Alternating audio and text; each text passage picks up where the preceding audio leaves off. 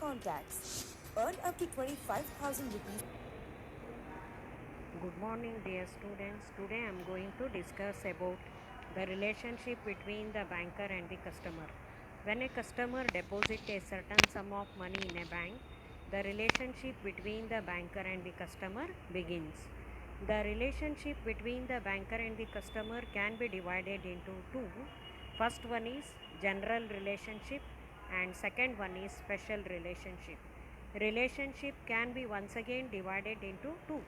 First one is primary general relationship and second one secondary general relationship. Primary general relationship begins when an account is opened in the name of the individual. There is a contractual relationship between the banker and the customer. But according to H.L. Hart, primary general relationship between the banker and the customer is only to that extent of general debtor and creditor. According to H.L. Hart, when an amount is deposited in a bank to that extent of amount, the customer will become a creditor and banker will become a debtor. Whenever the demand is made by the customer, it is the duty of the banker to honor the customer check and repay the deposit to the customer.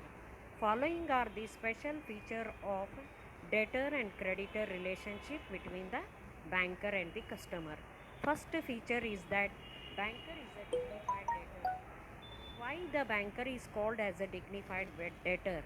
There is a lot of difference between an ordinary debt and debt due by the banker.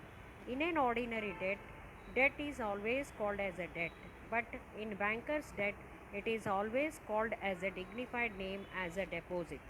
In an ordinary debt, debt can be demanded in any place, but the bank debt should be demanded where the customer is having any account. In an ordinary debt, debt can be claimed within 3 years. For the deposit, there is no time limitation. Banker will not give the security to the customer for the deposit, but the customer should give the security for the bank debt. Customer is always called as a general creditor because he is having no preferential right over the debt due by the banker. Demand is necessary for the payment. No doubt, demand should be made in a proper form by the creditor. In what way the demand should be made? By presenting the check before the banker only, the demand should be made by the customer in favor of the banker in order to withdraw the money from the bank. Then fourth one is demand should be made at a proper place. No doubt demand should be made in form of a check where the check should be submitted. Check should be submitted in the place where the customer is having one account with any branch of the bank.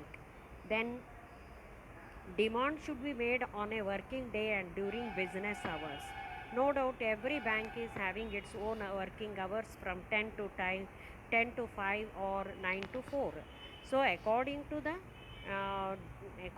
the general debtor creditor relationship, demand should be made by the creditor only in a working hour. Working hour means within 10 to 5 and business hours. So usually check should be presented in the morning session, then check should be present before the morning session only. Then last one is demand should be in a proper form. I already explained demand should be in a proper form, that is in form of a check. If the demand is not made in a proper form, then banker is not liable to honor the customer's check.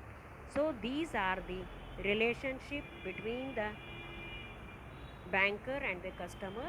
According to H.L. Hart, the primary general relationship between the banker and customer is only to that extent of general debtor and creditor.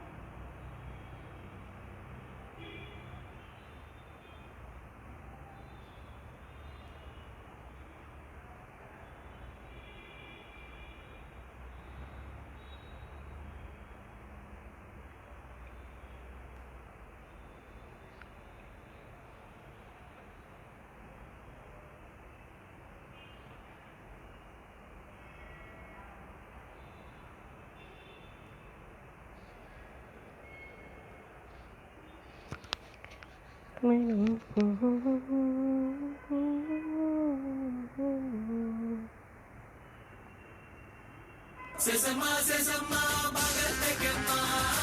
Sesama, sesama.